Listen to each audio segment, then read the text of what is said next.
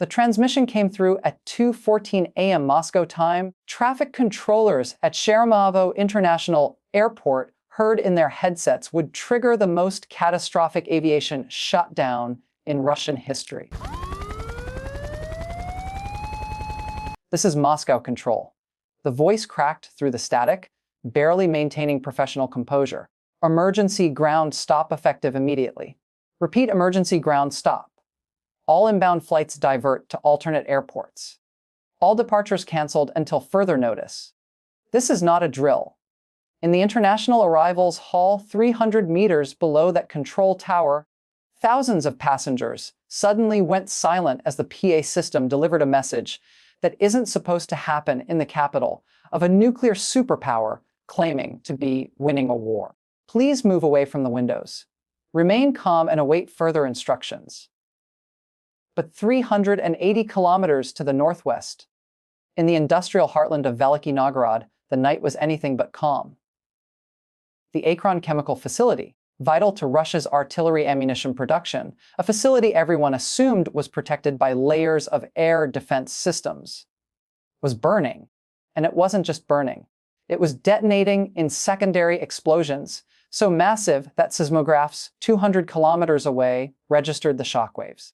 This is the story of the 2 a.m. strike that changed everything the night Vladimir Putin's nightmare became reality, and the moment Moscow realized that nowhere in Russia is safe anymore. Intelligence sources within NATO, speaking on condition of anonymity due to the classified nature of ongoing operations, have confirmed what Russian officials are desperately trying to deny.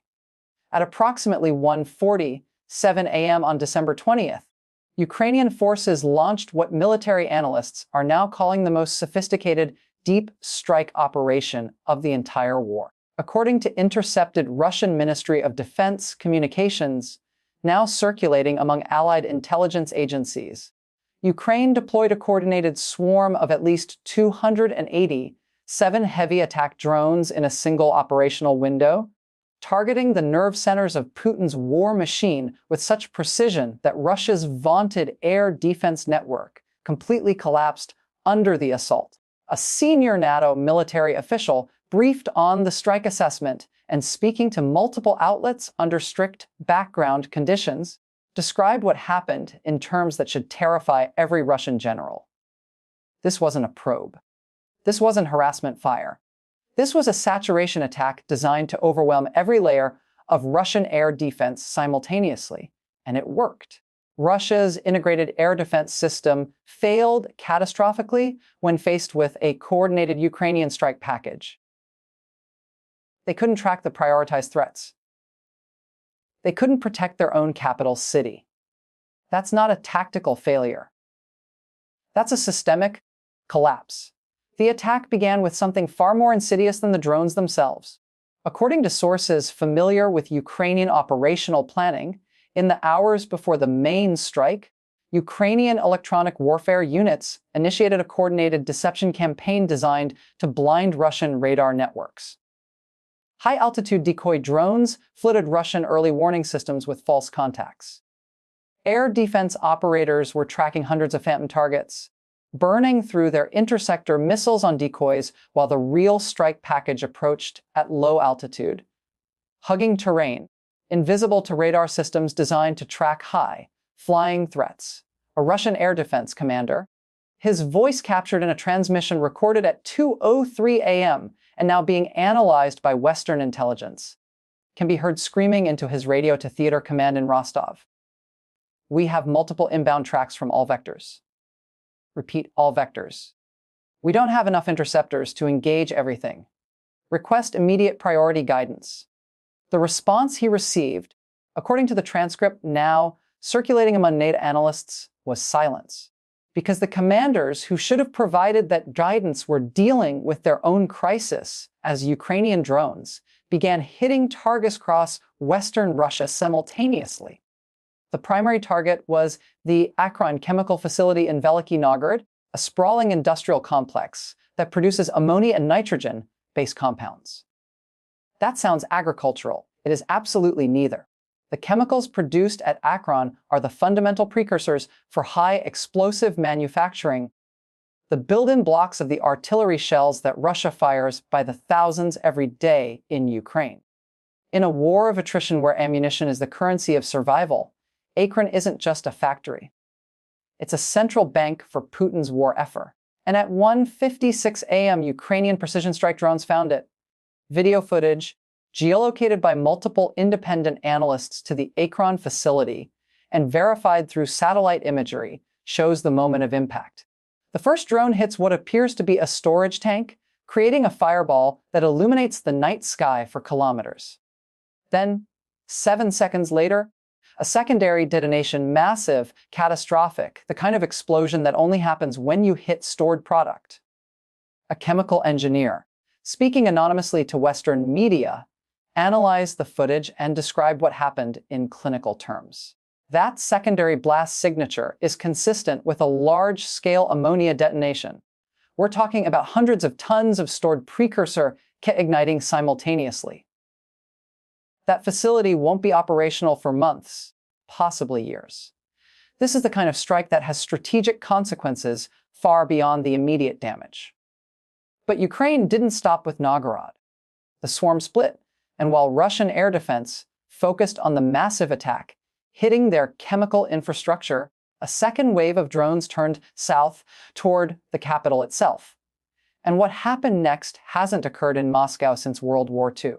At 2:09 a.m., Russian aviation authorities issued an unprecedented order. Total synchronized shutdown of every major airport serving Moscow. Sheremetyevo, Demotidovo, Vnukovo, Zhukovsky. All closed. All civilian flights grounded. All airspace declared a no-fly zone.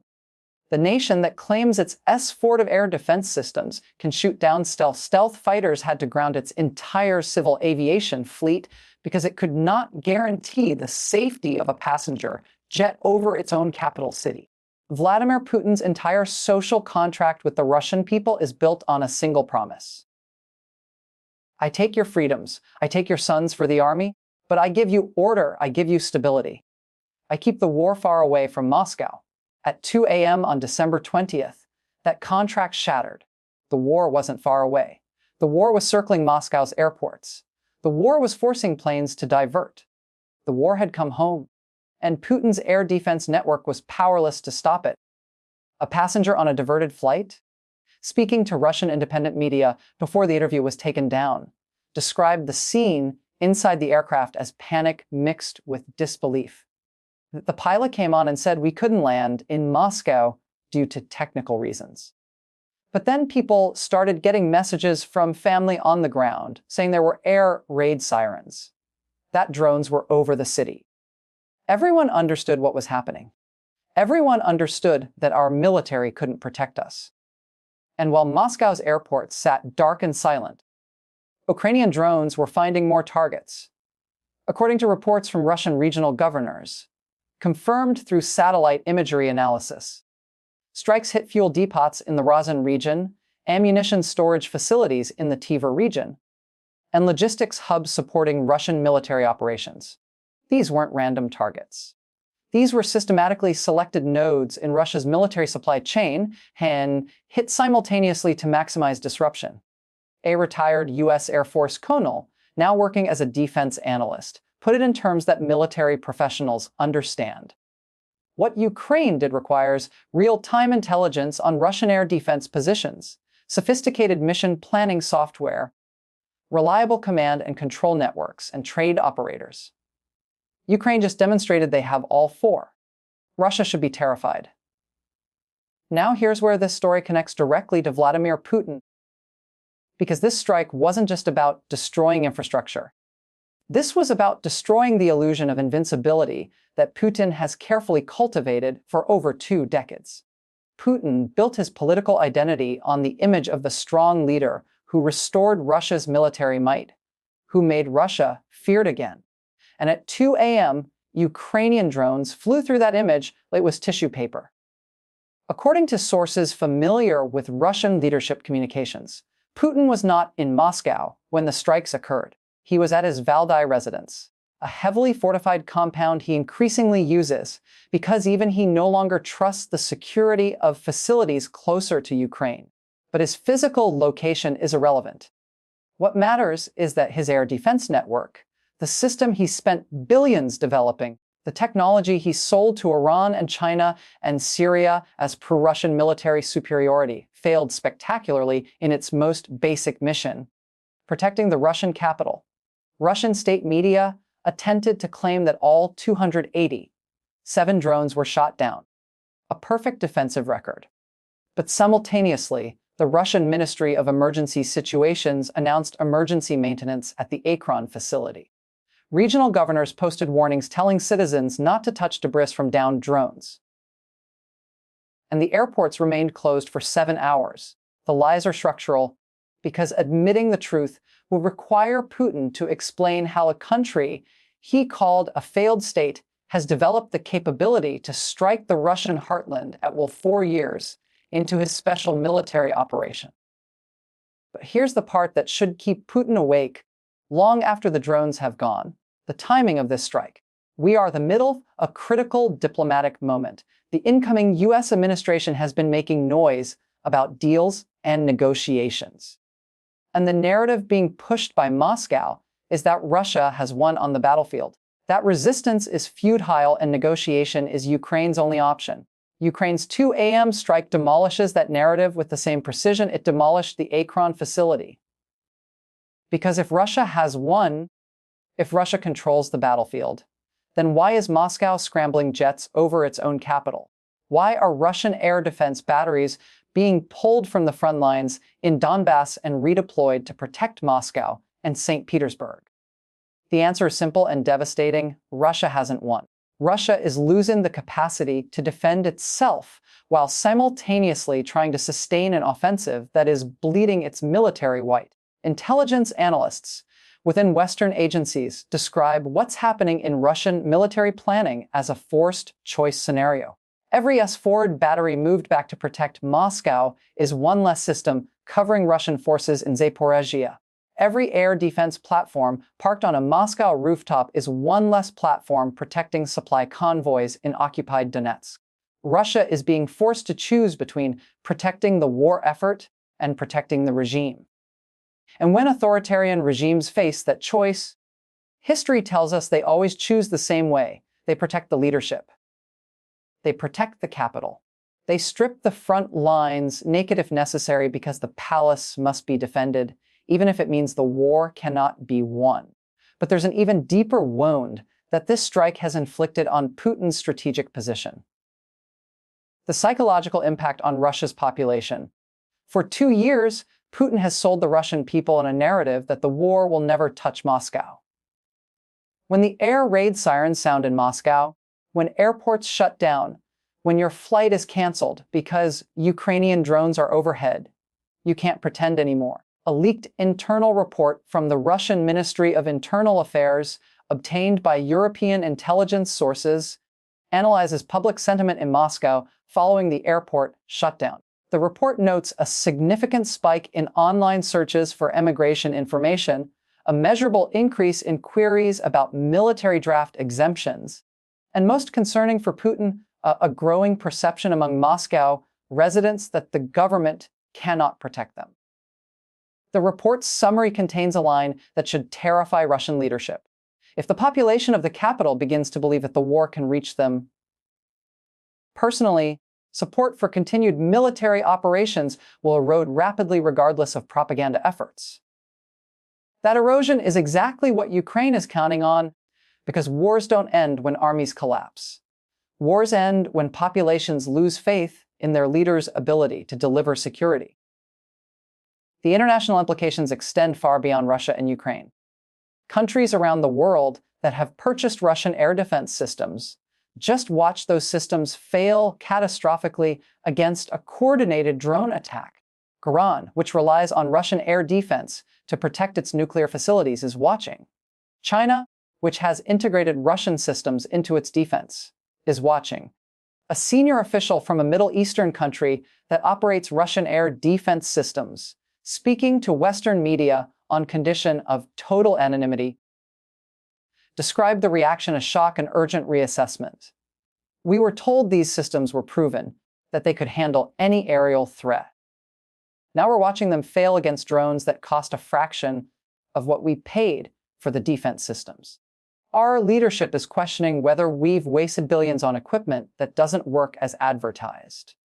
That loss of confidence in Russian military exports represents a strategic defeat that will compound for years. What does Putin do now? Intelligence analysts within NATO are monitoring Russian military communications for signs of what comes next. According to sources familiar with intercept analysis, Russian military leadership is split. Hardliners are pushing for massive retaliation strikes against Ukrainian cities. Pragmatists are arguing that further escalation will only accelerate Western military support for Ukraine. And Putin himself, according to sources familiar with his recent communications, is furious but calculating. He understands that ordering massive retaliation will play into Ukraine's hands by justifying increased Western support, but doing nothing makes him look weak at the exact moment he's trying to project strength in diplomatic negotiations. He's trapped between bad options, and that trap is exactly what Ukraine designed. A former Russian military officer, now living in exile, described Putin's dilemma in terms that underscore how devastating this moment is for Russian strategy. Putin's entire approach has been based on controlled escalation. But now Ukraine is hitting back harder than Russia can defend against, and Putin has no good response. If he escalates, he risks bringing NATO directly into the conflict. If he doesn't escalate, he looks impotent. Either way, the narrative that Russia is winning becomes impossible to maintain. The 2 a.m. strike just demonstrated to the world which side has more will. Ukraine has absorbed years of missile strikes and continues functioning. Moscow shuts down its airports for 7 hours, and the city nearly panics. That asymmetry and resilience is what ultimately decides wars of attrition. What happened over Moscow wasn't just a military operation. It was a message to Washington, to Brussels, to every capital considering how to respond to Russian aggression. The message is simple. Ukraine can win. Not eventually. Now, today, with the right support. Ukraine has proven it can strike Russian strategic targets, overcome Russian air defenses, and sustain military operations even while defending against Russian offensives. What Ukraine needs is continued access to the weapons and intelligence and economic support that allows them to do what they did at 2 a.m., strike back, impose costs, demonstrate that aggression has consequences. And yet, the diplomatic conversation in Western capitals seems disconnected from the reality we just witnessed. There are voices calling for Ukraine to negotiate, to accept territorial losses to give Putin an off-ramp. But based on what we just saw, Putin doesn't need an off-ramp. Putin needs a miracle. His air defenses are failing. His economy is overheating. His military is suffering unsustainable casualties. His population is beginning to question whether the war is worth the cost. And now his capital city has been exposed as vulnerable to Ukrainian strikes that he cannot stop. This is not a position of strength. This is a position of progressive collapse masked by propaganda. If the West forces Ukraine into negotiations now, we are not ending the war. We are giving Putin time to rebuild the very capabilities that Ukraine just destroyed. We are allowing him to repair the Akron facility, to replenish his air defense interceptors, to prepare for the next round of aggression. And make no mistake, there will be a next round. Giving him the battles now only ensures he'll be back in 2 years or 5 years stronger and better prepared. The alternative is to support Ukraine in finishing what the 2 a.m. strike started, demonstrating to Putin that there is no military solution to this war, that Russia cannot win, that every month the war continues costs Russia more than it can afford to pay. That outcome is achievable. The 2 a.m. strike proved it. Ukraine has the capability. Ukraine has the will. What Ukraine needs is for the West to maintain its nerve and its support. The scramble we saw over Moscow, the shutdown of airports, the panicked redeployments of air defense systems, that scramble is the sound of a regime that knows it's in trouble. Vladimir Putin's nightmare isn't some hypothetical future scenario. Vladimir Putin's nightmare is what happened at 2 a.m. on December 20th. Ukrainian drones over Moscow. Russian air defense is failing. The Russian people realizing their government cannot protect them, and the entire world watching as the mighty Russian bear scrambles to defend its own capital from a country it claimed would collapse in days. That nightmare is now reality, and no amount of propaganda can make people unsee what they witnessed. The question now is whether the West has the courage to support Ukraine in pressing this advantage, or whether we will snatch defeat from the jaws of victory by forcing a premature settlement that saves Putin from the consequences of his own catastrophic decisions. The drones over Moscow are giving us the answer. They're telling us that Ukraine can win, that Russia is vulnerable, that the path to real peace runs through continued support for Ukrainian resistance until Russia has no choice but to withdraw completely. The scramble over Moscow is the tell. The closed airports are the tell. The burning chemical plant is the tell. Russia is losing the capacity to wage this war while defending itself, and Ukraine just proved it in the most dramatic way possible.